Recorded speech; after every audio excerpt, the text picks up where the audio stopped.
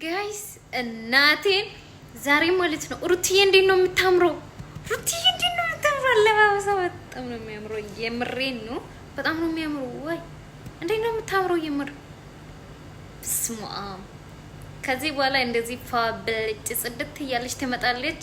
አረ ሩታ ግን ማለት ነው ከነሱ መሀል ላይ መቆም አልነበረብሽም። ቡዳዎች ናቸው እኮ ይበላሉ።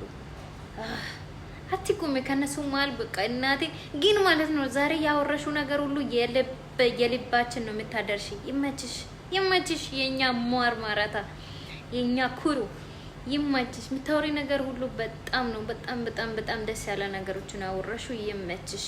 እውነት ትክክል ነው አወራሽው። የምረኔ ምንም ስህተት የለም ዛሬ ማለት ነው እናቴ።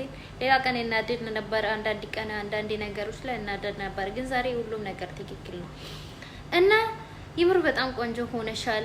እና አብርሃም ደግሞ እንኳን ገባ በልጅ እያስማለ ነበር። ቤቱን ዝም ብሎ ገብቶ እንዴት ካሜራ ይዞ እስከ መኝታ እስከ ሽንት ቤት እየፈለገ ነበር።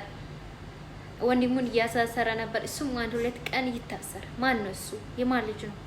እኔ አብርሃም ነው ፈልጋለሁ። እናንተ ባትፈልጉም ኧረ እባክሽ። ወይ ጉድ! ምን አይነቷ ቃሽማ